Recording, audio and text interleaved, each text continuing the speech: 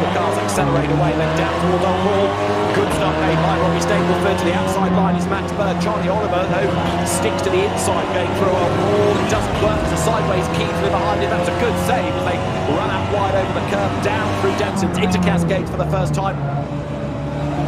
Top two getting away. Oliver third is fourth, but he's coming under attack there. Max Edmondson all over it like a cheat Yeah, that was a brilliant save from Keithley, and he held on to fourth place too. Brilliant stuff. That could have ended in tears for a lot of them. Down to the head. Now, this is the real pinch point. It's not uncommon to have first-line contact here, but actually, everybody minding their P's and Q's. They've watched touring car races from Oulton Park, perhaps they've realised that that's a trouble spot, and a little bit more tentative. So it's Stapleford that leads the way. Burke second, Oliver third, Keithley fourth, Max Edmondson fifth, and there's a sideways golf there. I think he's maybe lagging a little bit actually. Jordan Brennan, I think that might have been. That's stacked on the field behind him. Mike Epps is involved in that little scrum as well. Last now over the top of the play hill towards Druids, and already David Stapleford and Berg getting away. The battle is for third. It is indeed, with the two Audis running together. Those first couple of corners, you were saying they'd all survived. Yes, they have. Certainly a lot of contact going on, because the notification of contact that comes up on the timing page lit up like that with illumination. It was very busy indeed. So they all survived, but there was probably a little bit of elbows out racing, to say the very least. One lap in the book. Stapleford leads. They're probably getting away from Max Bird in second place. Charlie Oliver third. And now Jack Keithley goes defensive and all corner to the outside line.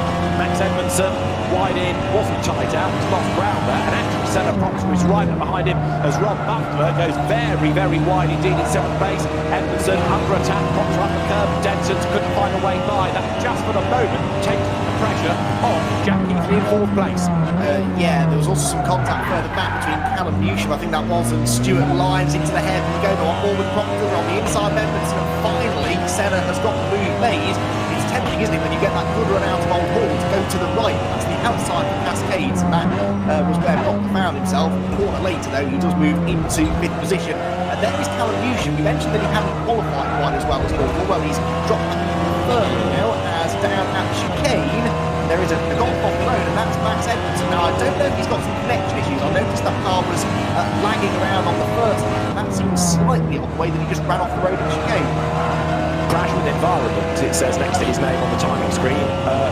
Twice. He's got one crash with the environment, and then he was hit by Stuart Lyons. So he's certainly in strife, no matter what the cause of it is. Mike Epps there, he's making a bit of progress. There's another car off in the background. I think that was Edmondson and Lyons again getting involved with Druids. So they both got off as Epps gets tapped sideways. Max Goff gets up past him. It's all kicking off, isn't it, as Robbie Stapleford leads the way then. He is trying to get away. Max Bird going with him as they come over the line. Who is third? It's Charlie Oliver at the moment. Fourth is Jack Keithley. Fifth is Senna Proctor. And sixth is everybody else, really, in this great club. Butler, Goff, Brennan, Newsham, and pretty much as one as they round over the corner now. Yeah, rare sight there. Mike Epps going for a move and actually losing places. Found himself on the outside going through Druids and then into Lodge. And that little tap in the tail has sent him down to 10th place. So points potentially being lost here. The core bottom does appear to be Jordan Brennan, doesn't it? Because that's who we saw Mike Epps was dicing with a moment or two ago. Doesn't seem to quite be able to get away with the leaders, who themselves are spreading out a little bit, aren't they? Has this 1 second, now 1.2 second push over Max Bird.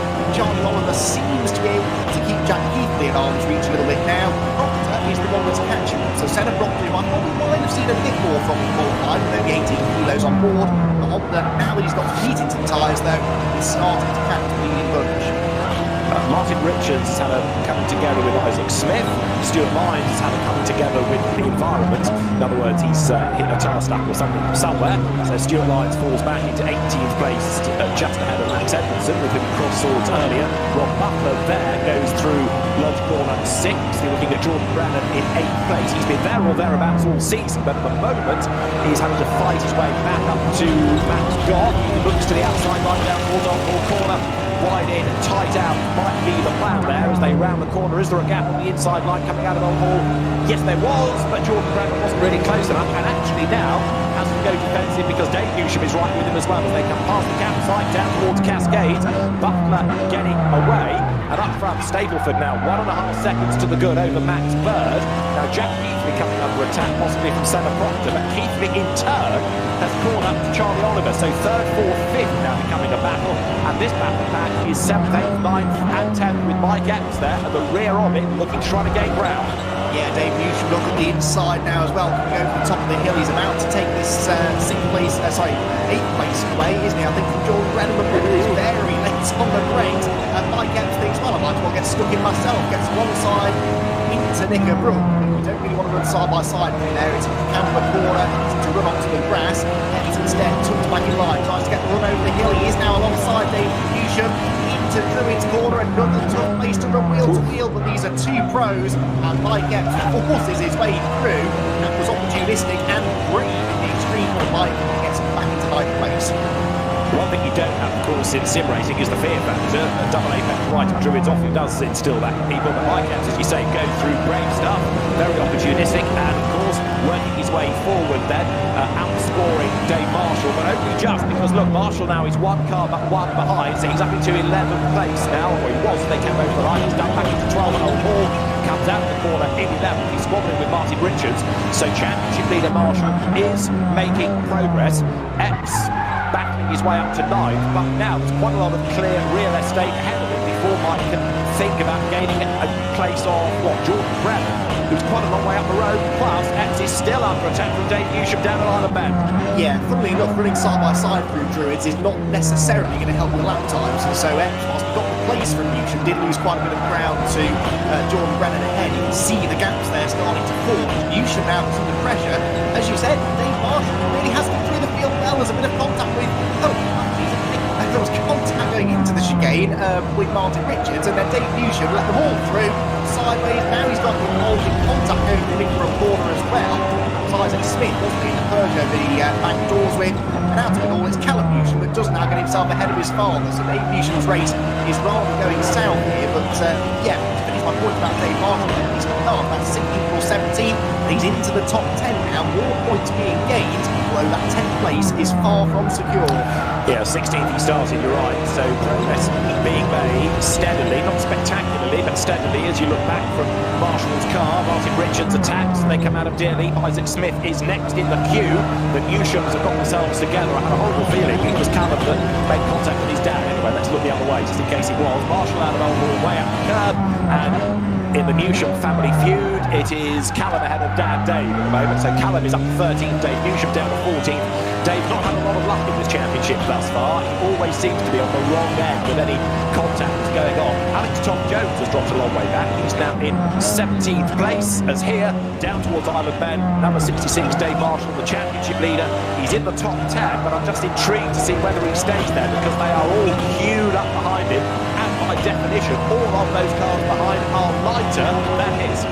Yes, certainly Martin Richards is, but then of course Isaac Smith is third in the championship, so he's the third heaviest car on the grid. He and Dave, you could do it together, that's one way of doing it. Inside Martin Richards, Isaac Smith gets the place. It's tricky to overtake there without making contact. We've seen that a few times in this race. Isaac Smith is in 11th, but I fear that Martin Richards might not fully appreciate the method that Isaac used to get through. There's definitely some paint traded. Smith on his way now, and that's just given Dave Marshall a bit of breathing space. Can he utilise that now to get away from this path? Yes, that was deemed as a crash on contact, so was there. Martin Richards rounds Lodge corner, heading up towards the timeline line. Once again, the race leader remains Robbie Stapleford, and the gap that he's got, 2.5 over the opposition, so it's looking really good for him. Now, Senna Proctor, in the meantime, in 5th place, charging along.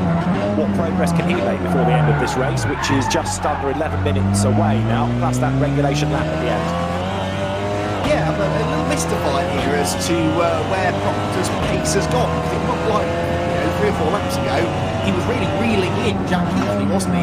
But that has rather faded now. Keithley is slightly heavier than Proctor, but there's little difference. Contact through the hairpin, Isaac Smith and Martin Richards. Richards repaying the favour maybe from the bit of contact they had nearly a lap ago down in this part of the circuit through his lots of Nicky Brook. Richards looks to the inside, they're back in line, then peaks out of line again, just trying to distract Isaac Smith. It's got a real pressure cooker feeling to it, this, hasn't it? They're all getting stacked in together. Car in front can't get away, and there are more and more cars joining this group now, aren't there? Because behind both of the Newshams is James Merrills in the Honda. It's a 5 or 6 car train now. Something at some point has to give. But oddly, in a sense, it's Isaac Smith who is the cork in the bottle, not Dave Marshall. As you rightly said a lap or so ago, Smith 57 kilos, it is a heavy car, but because Martin Richards can't get past him and Smith is defending, so Dave Marshall, even though he's carrying more success rate, he is getting away slightly. This is the stopper. This is Isaac Smith who comes out of dear meat. Richards under attack though now from Dave Newsham. They're going to be side by side. Dave Newsham will line up to have a go on the inside line down towards Elmore. Goes through, goes 12, but goes wide, as does Callum Newsham. And so Martin Richards back up the inside. The Drift King, he's going to level with Newsham. He's going to go through, is he? Dave has other ideas on the inside of Cascade. Goes through, goes wide. Martin Richards, he's getting well versed with touring car techniques. Back through on the inside, and he retakes his 12th place. Great racing. This has got trouble written all over it now. Into the hairpin. Newsham's back on the inside of Richards. Yep, there it is. Bit of a hip and shoulder. And the line goes through. And meanwhile, James Merrills going to the inside of Newsham, getting weapons stuck in. This is now freeing up Isaac Smith to get away from this group. It's side by side between Dave Newsham and Martin Richards, who's rather slipping back now into the middle stages of the race. Newsham Senior goes through. Newsham Junior successfully defends his position from James Merrills, despite finding himself on the outside down into his box. Accelerate back up and over Clay Hill. It is brilliant racing, this. As you say, that lack of fear factor, I think it's enabling the drivers to run side by side through parts of the circuit that they might think twice about doing it in a real car. One of the joys of this sim racing thing, they really can get stuck in without having to worry about an expensive repair bill if it all goes wrong. Very true. James Merrills, if you get past Callum Newsham, incidentally, would equal his best result of the year, which is a 14th from Donington last time out. He's certainly having a red hot go as they come out of Deer League there, because he's going to be on the inside line. So he's planned it nicely through Lodge to make the move at Oulton Corner. Merrills 88 on the inside line, but Callum Newsham tries to fend him off. He'll run a bit wider, way wide in fact, that off the circuit back on again. Behind Alex Top Jones does the same thing. So Merrills in the points for the top 15. Swerves under braking as he stands on the anchors down into Cascades, but as yet he's not been able to climb his way past Callum Newsham. 8 minutes plus a lap remains. The gap for the lead, look, has halved. Rob Stapleford is now only 8 tenths ahead of Max Bird, so good game on the remaining time for that lead fight. We're into the second half of the race now. Could this be tight? The track temperature is higher now than it's been at either of the previous 2 rounds. So, and Oulton Park is a circle on tyres. It's not so much the sort of high speed that causes time there as we see at other circuits. It's the constant change of direction, accelerating out of tight corners, spinning those front wheels up and wearing them out. So Robbie Stapleford said he hasn't had a chance to do a full race run. So he went off like a man out of hell at the start of the race. As he cooked those tyres, this time through, it looks as though Max Bird is again going to be a couple of tenths of a second quicker, so the gap shrinking once more. He's been with it, Charlie Oliver, isn't he? There's the top 3 cars all get themselves together as we go into the final 5 or so minutes. Yeah, Jack Heatley has been rather elasticated in a sense, because some laps he's been close to Oliver, then he drops away when the weight tells. So he is still being chased hard by Senna Proctor. Meantime, the fight for 14th, Newsham Junior versus James Merrills, who runs it wide coming out of Oulton Corner. Heavy turn of Alex Top Jones making his championship.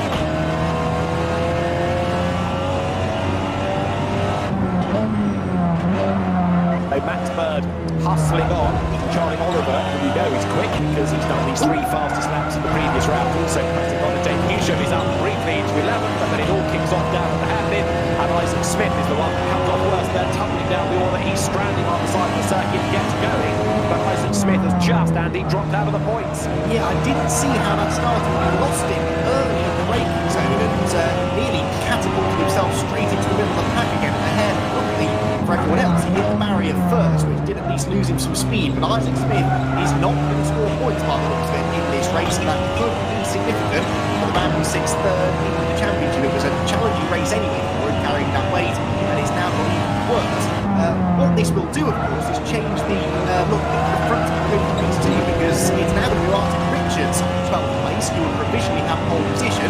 Dave Newsham will be alongside inside him, and Dave Marshall will be lining up instead of on the outside of row 1, on the inside of row number 2, and Richards now is the man with a big target on his back. These three cars, Callum Newsham, James Merritt and Tom Jones can catch him, will have an almighty fight for that race to hold. Absolutely right. We've got Dave Newsham having made contact with Dave Marshall. That's been reported. Fastest lap had briefly been done by Ron Buckland, but he also then was reported to have come in the circuit. So the two things I suspect are related. In the meantime, 5 minutes of the lap to go. Gap stretched out again to over a second. So Max did hustle on, did get a little bit closer, but has now dropped back again. And all of that drama for Isaac Smith, putting James Merrill up to 14. So he's still looking for a way past Newsham Jr. And here it is. Coming out of Island Bend, getting to the line out of the corner, but he hasn't quite got the grunt going up the brow. Bear in mind, Newsham's got 39 kilos of weight on board. Now Merrill's under attack from Alex Tom Jones, who's in the points, but looking for a way past Merrill's in the Honda as they drop down towards his lots. Yeah, good acceleration there from Hyundai, wasn't it? A couple of things that could be. It could be tyre wear, it could just be the grunt from the 930. It is good in a straight line, is that car. Same Callum Newsham, so too did the fact that Merrill's and Alex Tom Jones, they got themselves tangled up through the chicane and dropped way back now from Callum. He's now free to go after Martin Richards for that 12th place if he can catch him in the remaining few minutes. Druids go the Honda and the Peugeot. Peugeot having caught Rupert rate of knots. At one point, Tom Jones was nearly 2 seconds a lap quicker than the battling group ahead of him. Now he's going to try and gain those last few positions that could put him on to the grid for race 2. In 12th place is Martin Richards. Not satisfied with that, though, is he? He wants extra points rather than extra grid positions for race 2. He goes past Dave Marshall. Now, Dave Marshall, championship leader, that's not necessarily a bad thing, because, of course, 12th place, as we've said, is pole for that second race. So I don't think he was going to fight that one too hard, but like Dave Merritt, who gets rather brutally put around the way there by Alex Tom Jones. Tom Jones does go ahead then, and now moves himself to 14th place.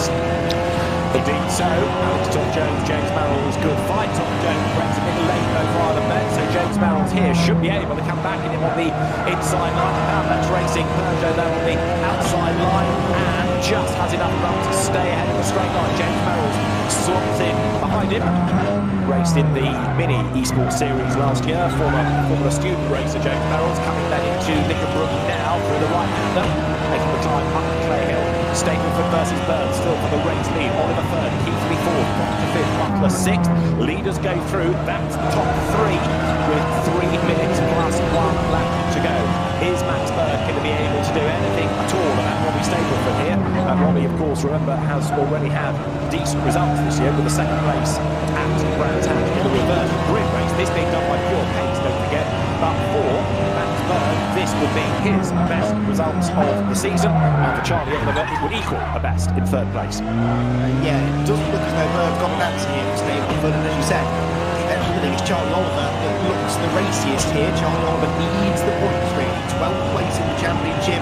Good result here, as is the case really for Stapleford as well. Well and truly put him into the championship equation. Max Berg like that really. All three of these drives outside the top 10 in points. That way, I guess, is what's helped them to be quick here because they're not carrying the weight. Max Berg will be carrying some dirt on his sides now. Passing over down to Nickenbrook corner. And Druid is not a corner you want to arrive at with any less grip than you previously would have had. He gets through there nicely though. Back away from the Audi. It seems like it's all pretty even here, doesn't it? One driver might be a fraction quicker on one lap than the others seem able to retaliate. It's going to take a real dive, I think, for Oliver to get past the Honda. We don't see Max Berg getting back to Robbie Stapleford in the final couple of laps.